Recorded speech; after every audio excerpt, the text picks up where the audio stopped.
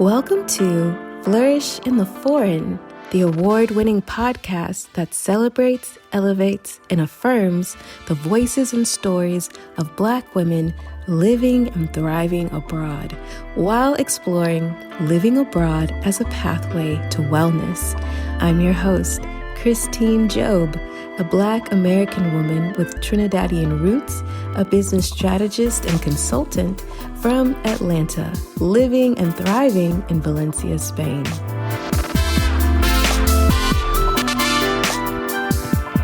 Hey everyone, welcome back to Flourish in the Foreign. I am Christine Job, the creator and host of this here podcast. And today we're continuing this October mini-series all about spooky and scary topics about living abroad. Just go with it, okay? All right. Today's topic is one that scares a lot of y'all, that keeps a lot of y'all up at night, have you shaking in your boots. And yet it is absolutely critical for anyone living abroad. I mean, living anywhere, but most especially abroad. And that would be community. If you've been following along with this series, you know that we've been talking about thriving abroad and not just surviving. We've been talking about dating abroad. And a big part of thriving abroad is having a solid and supportive community around you. And how about this? That solid, supportive community, in my opinion, shouldn't be your partner's friend. You got to get your own friends, okay? This is the thing. Community isn't something that you just stumble upon when you move to a new country or something that you latch onto due to the person that you're dating, in my opinion. It's something that you build intentionally, okay?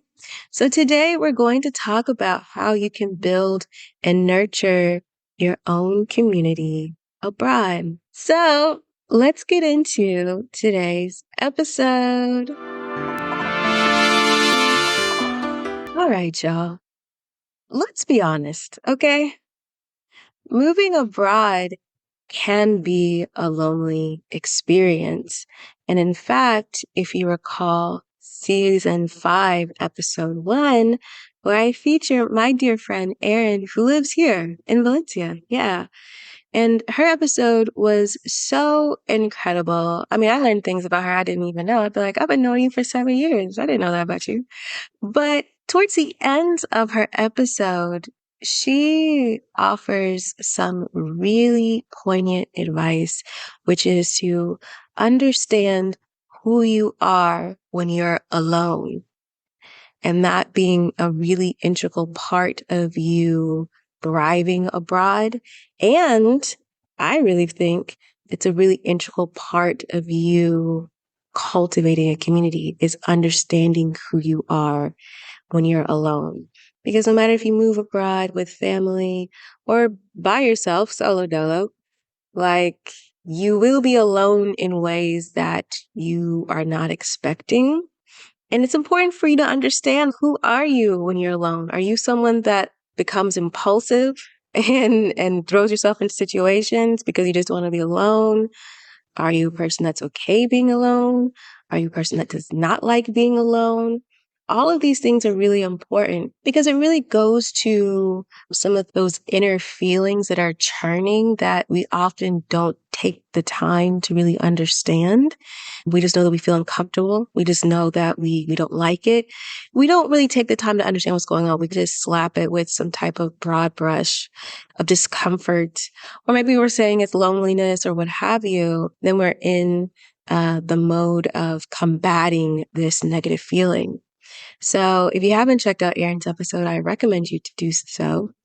But to her point, it is important for you to understand who you are alone, because moving abroad can be and will have moments of loneliness for everyone. For example, I'm an introvert who has always played well by herself. I have a wild imagination and I am constantly creating the things in my mind and being busy in the pursuit of creating and making and things like that. And I'm an introvert. I'm not socially awkward, but I'm an introvert. So loneliness and to feel lonely is actually not something I've really felt a lot any time in my life, whether it was back at home in Atlanta or abroad or traveling. Like it's not an emotion that is familiar to me. But I have felt it, and I can remember the moments that I felt it abroad and what were the triggering circumstances that I felt like, oh, I'm alone.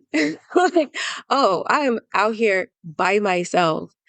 And it was jarring, but it was really interesting for me to experience and to become acquainted with. Okay? Because understand this, even in the most beautiful, vibrant countries, the feeling of isolation can creep in during any type of life situation, but probably most especially if you have not found your people, your tribe, your crew, okay, your community. And the reality is that when you move to a new place, it is rare that you will walk into a fully formed community and just lay down your hat and everyone just like, like it's cheers. Everyone knows your name. Like that's not it's probably not what's going to happen. Okay. It takes time, effort, and intention to create meaningful relationships, but the payoff is so worth it. So, for those of you who are like making friends is so difficult, building communities is so difficult, nobody wants to build community and stuff like that. Perhaps that's true. I don't want to invalidate your lived experience, but I will push back and say, are you in the active participation of building community? Are you intentionally and consistently cultivating meaningful relationship? Hmm? And I don't want to hear, I don't know how to, or nobody else wants to, because there's so many people that do. Okay. But we'll get there. So why is community so important? Well, we all need support. We are not meant to be these hyper individualistic or hyper independent people that a lot of us have become. Okay. We all need support, whether it's emotional or some practical or professional support. Having people around you who understand your experiences and challenges can make all the difference in how you feel about your life abroad. A strong community can help you navigate culture shock, homesickness, and even logistical challenges like language barriers or bureaucracy. So, how do you build that community? Here's what I think. Here are my suggestions based upon my experience building community in every city I've ever lived in, whether it be domestically or internationally. As an introvert, okay, the first step is to identify the type of people you want to be in community with. How would you describe your people? How would you find these quote unquote like-minded individuals? And sometimes I don't really like to say like-minded. I mean, I think it's important that people are like your values align. And I don't know if all of my friends and in my community, I'm not sure if we're all like-minded. I think that's what's kind of interesting is that we're quite different. But there is alignment and there's resonance. So I think it's important for you to describe these people that you want to be in community with. So who are these people that share your values? What are these values, these interests, and maybe even struggles? You could perhaps find them in expat groups, language classes, social clubs, or even online. It's possible. But as I've said on this podcast and many other places, many times before. It's important that this list or these people are not just people that share a common language and nationality, because are you friends with everybody from your home country? Is that even a possibility? Are the people of your home country in which you share a nationality and a language necessarily your people? Okay. That also goes for like ethnicity and race. So not all skin folk are kinfolk, is what we say. I think it's a Southern expression, but I think other people understand it as well. Especially if you're from like a chocolate city like I am, from Atlanta. Not everybody who's Black in Atlanta are friends. You might say, that sounds ridiculous. Of course not, Christine. Okay, not everybody who's Black in Barcelona are friends. Okay, there's that. So I say that to say is that a good place to start looking for communities that are already established are these types of expat groups, language classes, social clubs, and things like that. But, we use discernment. We use discernment. You can also find these already established groups through Facebook, Meetups, or some local events. Because the thing is that you're not just looking for anyone. You want to connect with people who understand you and resonate with your vision of what a fulfilling life abroad looks like. The next step to finding and building your own community abroad is to be proactive. Be proactive. Yeah. Okay. I'm just going to be real. And I'm not really speaking to y'all because y'all listen to the podcast. So I know this is not you. But I hear a lot, or I read a lot of complaining, and I even see it on TikTok about community, especially abroad, and people like, where are the people at? And da da da da. And I just want to let you know that complaining in Facebook groups or making TikToks isn't actually being proactive to building your community. It just isn't. And I'm not someone who's like, don't complain and don't whatever, but you know, I just feel like it's easier to complain than to be proactive, because the thing about being proactive is that you have to put yourself in a semi-vulnerable position, and quite often, right? Like you have to put yourself out there. That's the work. And I don't know if people really are committed to cultivating community. Sure, people really understand what community is. Community is a living organism, okay? It's not just people to hang out with. You know what I'm saying? So it's not just something for you to extract from. It's something that you are giving to. It's a symbiotic relationship. So it's a living thing. It constantly needs to be cultivated and nurtured. So if being proactive feels like, oh my God, it's so much energy, I just don't know what you want. Like, what do you want? If you want to do that, then convince your friends to move abroad with you. Okay? I've tried, but my friends are like, no. So, you know what I did? I made friends that live abroad, like I do, in the same country or on the same continent, or just be abroad. But anyway, building community requires you to be proactive. So once you've identified potential groups or individuals, it's up to you to make the first move. Invite someone for coffee, organize a group outing, or attend an event where you can meet new people. Just don't wait for others to reach out to you, because they probably are not going to, because they're living their own lives. Okay? Take the initiative. Yes, it can feel awkward, intimidating.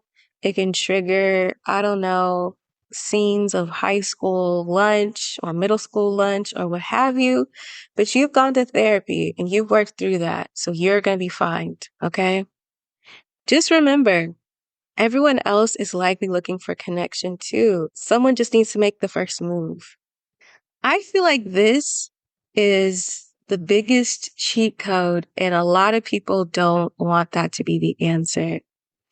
All of my communities that I have cultivated while living in Spain are 100% up to me being proactive. In some cases, you would call it nosy. No, but like it has been proactive, right? I remember when I was first moving to Spain, and I mean, even before, like I did the Camino Santiago in 2014, and I was like, yeah, I want to move to Spain. And so I joined some Facebook groups, and I joined particularly entrepreneurs. There was a Facebook group called like Foreign Entrepreneurs in Spain. And I met a couple people through there and we Skyped. And this might have been in like 2015. Mind you, I didn't move to Spain till 2017. Okay. And then when I moved to Spain, I had seen a woman who posted in this La Rioja Facebook group. And I reached out to her and I said, hey, I'm coming up to Logroño to like look for housing. I'd love to take you for coffee if that could be cool. And she was like, yeah, let's definitely do that. And she ended up being a good resource. And in fact, it was through her that I met one of my very best friends and actually the very first guest of this podcast, Diana. I met through reaching out to someone that I did not know. Yeah. So be proactive. Okay. And that also happened in Barcelona. Actually, there's like a funny story. Shout out to one of my past podcast guests, Dr. Rachel Brown, who used to live in Barcelona, now lives in Ghana. Shout out to Rachel. She was a guest in season 1, episode, I'm not sure, probably the teens or early 20s. And I met Rachel because I had been living in La Rioja. I moved to Barcelona in the summer of 2018. And I had a friend who was coming to visit, and she had found out about someone's birthday party that we both did not know.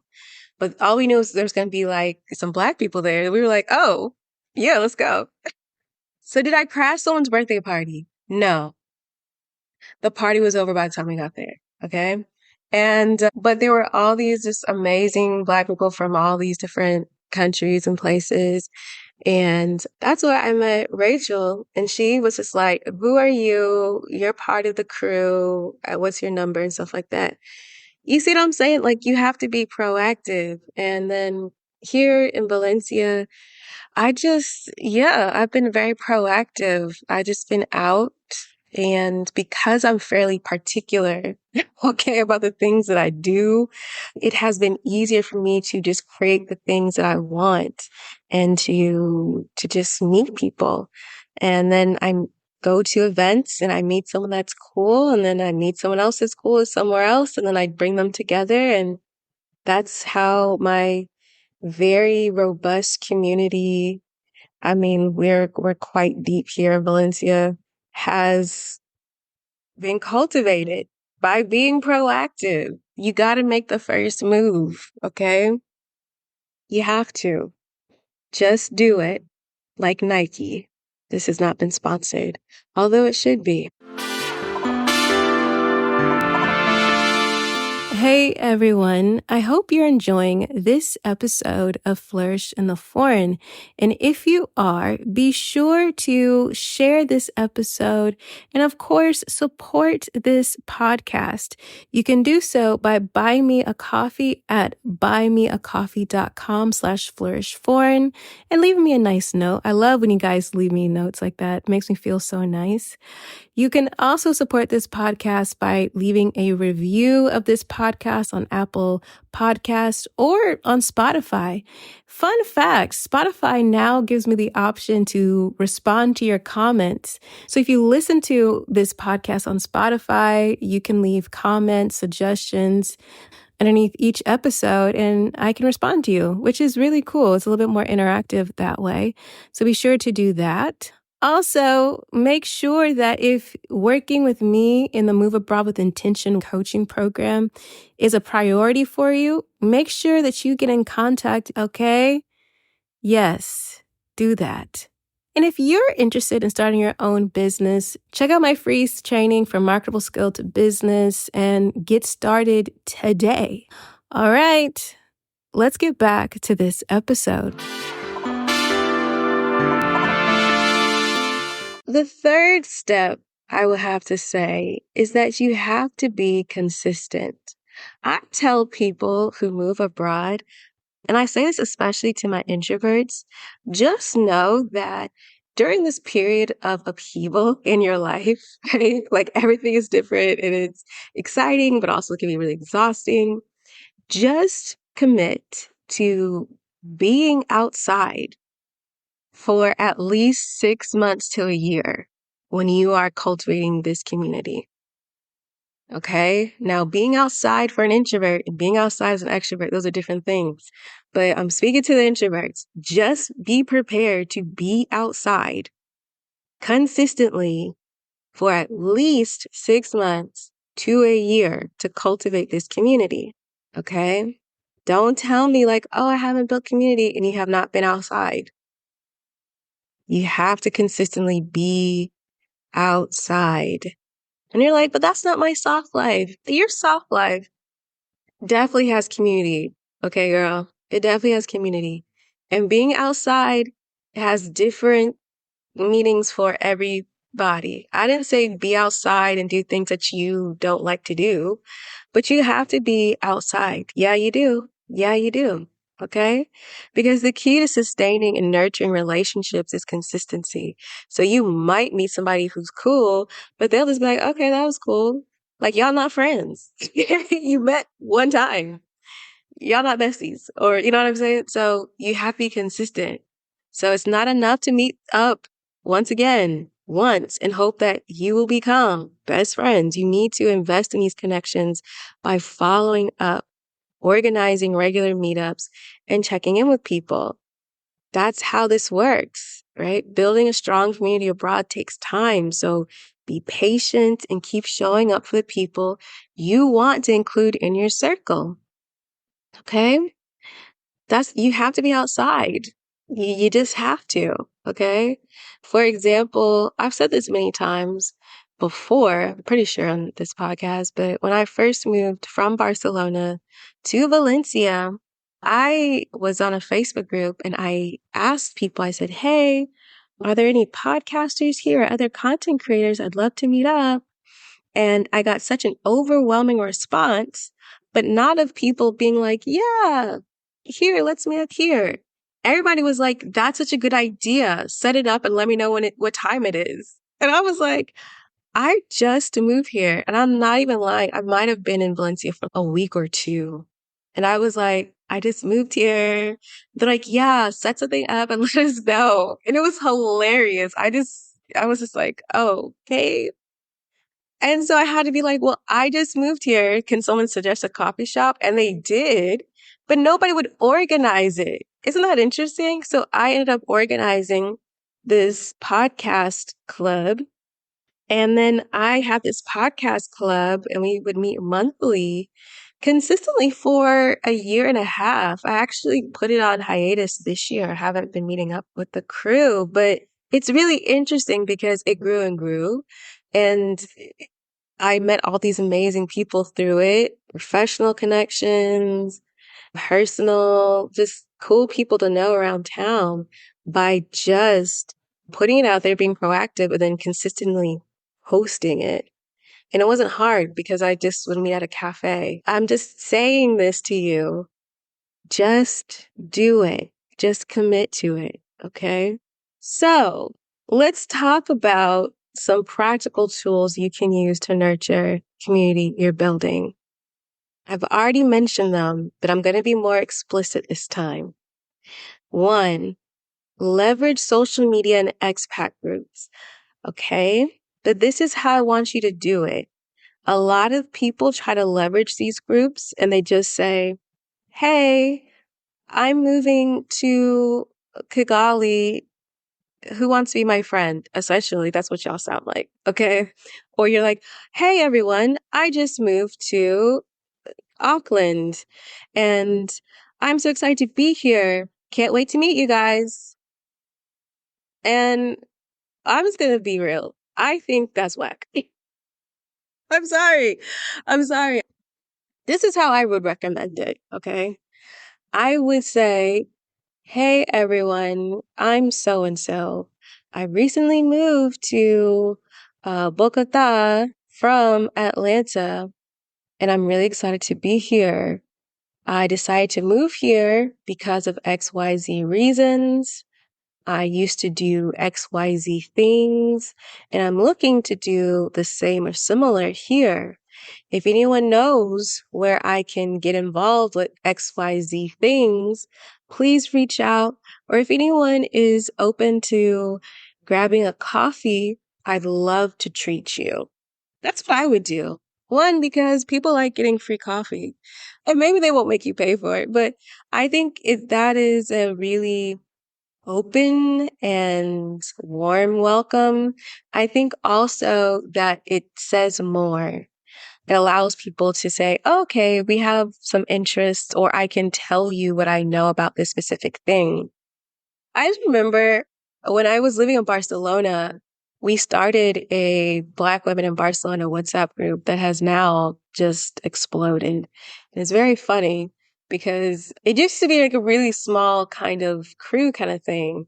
Like everyone in the WhatsApp group had actually met each other. And as it has grown from word of mouth, you just have a lot of people who are like, hey, I'm in Barcelona. Who wants to show me around?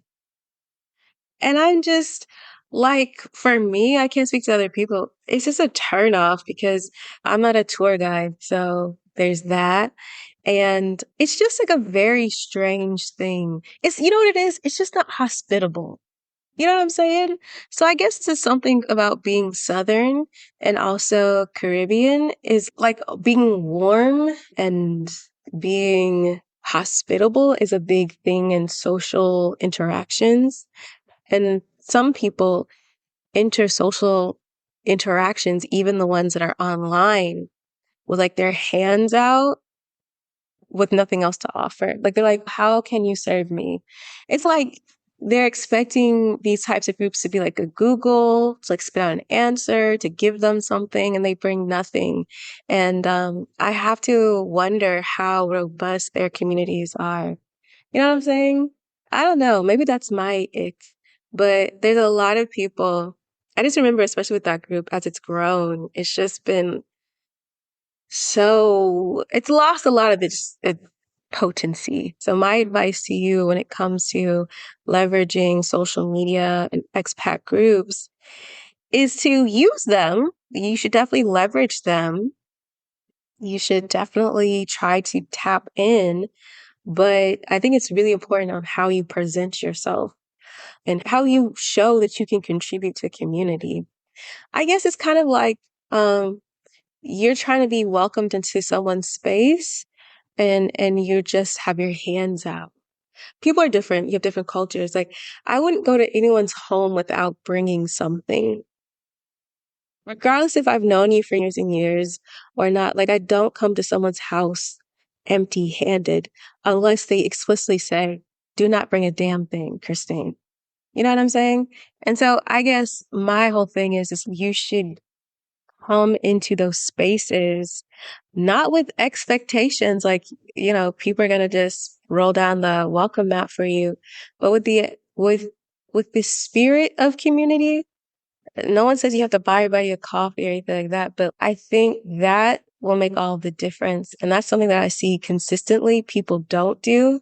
And I don't know how it goes for them because I scroll on. I want to add just a little bit of advice when it comes to leveraging social media in particular. So some of you have content creators that you follow on Facebook or on YouTube, on TikTok, even podcasters.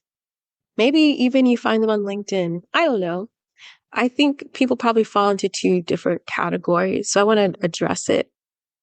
You have some people who have developed parasocial relationships with the people that they follow and become overly familiar and kind of expect to become friends with the people that they follow on TikTok or YouTube. Like you're like, oh yeah, I can move to wherever place because I know this person. And it's like you don't know that person. You definitely do not know that person, girl. Okay. You don't know them. They're not your friends. Okay. I would like to say this. I feel like I've said this before, and perhaps I should make a separate episode, is that one, people are giving you obviously the highlight reels of their life. Hell, I give you the highlight reels of my life. I'll tell you all the craziness or whatever that happened in my life. I mean, I try to keep it real, but like, I don't know y'all. And this is public. This goes out to everybody in the world. Okay.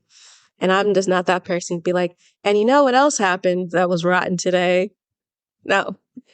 But people are giving you the highlight reels and you don't know these people, okay?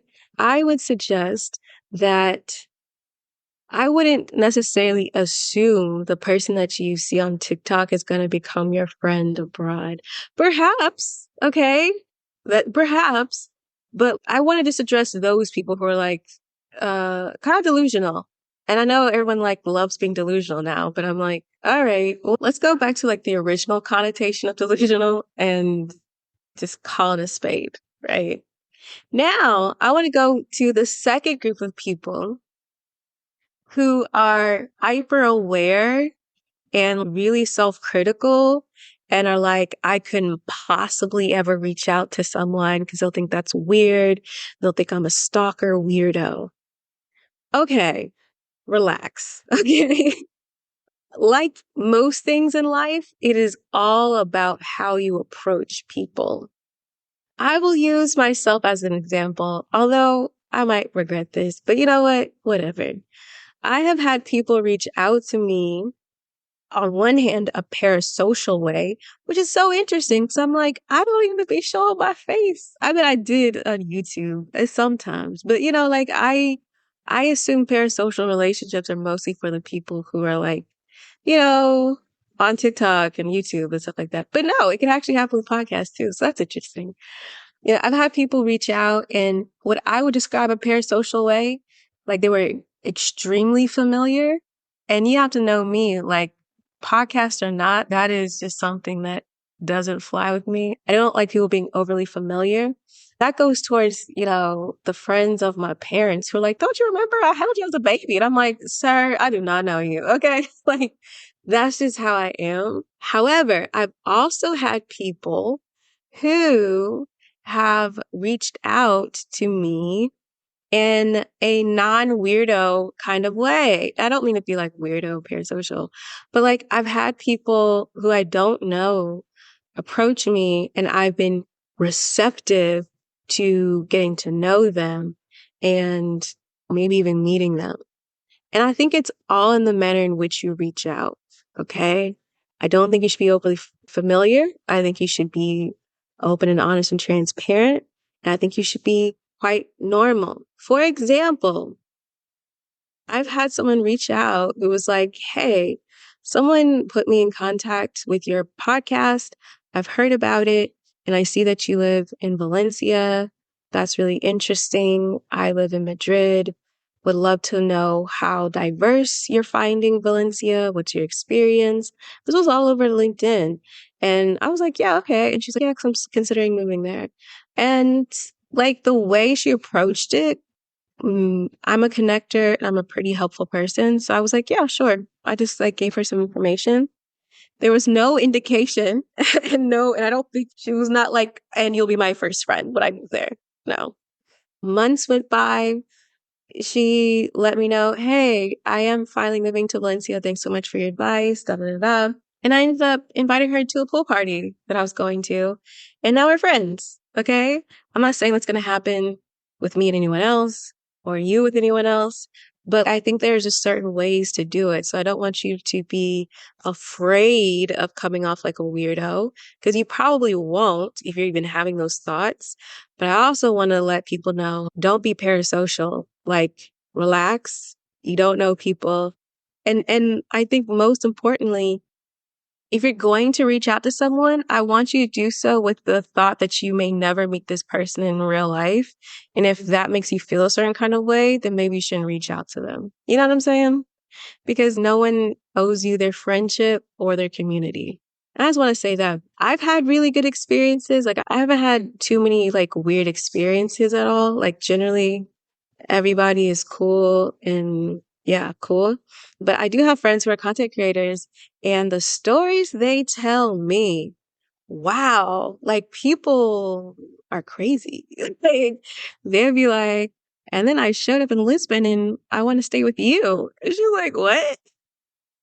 She's like, yeah, I can stay in your guest bedroom, right? No. Okay. There's definitely a way to go about it. The second tool that I mentioned already, but let's be explicit, is to actually, in fact, host or attend regular meetups, whether it's through meetup.com or not. Like, one of the best ways to solidify relationships is through face to face interactions.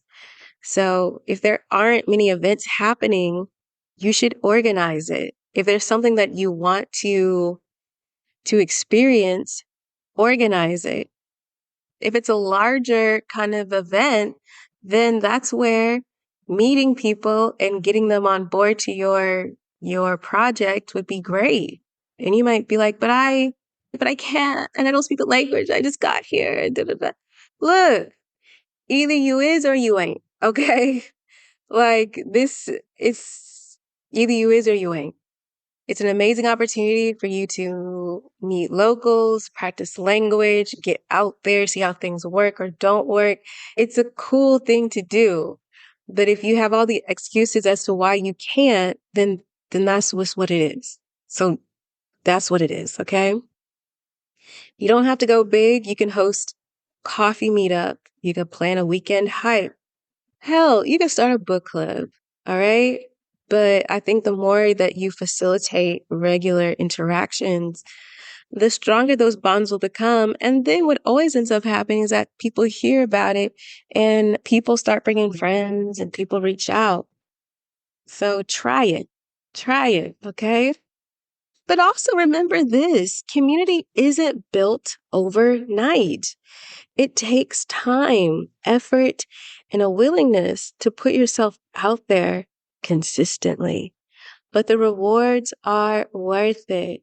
So for those of you that are abroad and you're not having the type of interactions that you want to be having, you don't feel like you're really connecting with people, ask yourself if you've been doing the things I've just suggested. I would love to hear about your experiences in cultivating community. You can always tag me at Flourish Foreign or hashtag Flourish Foreign. I love to read them because look, I've heard a lot of crazy stories all around the world over the years about community, about drama, about a lot of stuff. Okay. So please take it to heart when I say, I think the best way is to just be proactive. Because if you try to walk into community, like, yeah, it's my community, you don't even know what you're walking into, girl. How about that? Okay? You don't even know what you're walking into. I want to encourage you to take some proactive steps today toward building or nurturing your community abroad. Whether it's sending a message to someone you've met, organizing a meetup, joining a new group, creating something, I don't know. These small actions can lead to meaningful connections. And if you want more guidance on creating a fulfilling life abroad, including how to build community, I invite you to check out and join my final and actually only Move Abroad with Intention group coaching program of 2024. You'll get personalized support, tools, and a community dun, dun, dun, dun, of like-minded individuals who are also on this journey. The details of this program, which doors are closing October 12th, can be found in the description of this episode, but also at flourishingwithforeign.com/MAI-course. Thanks so much for tuning in today. And big thanks, as always, to Zachary Higgs, who produced the music of this here podcast. Remember, it is not about moving abroad. And it definitely isn't about just being abroad. It's about thriving abroad. So go abroad and cultivate a life well lived. See you next time. Bye.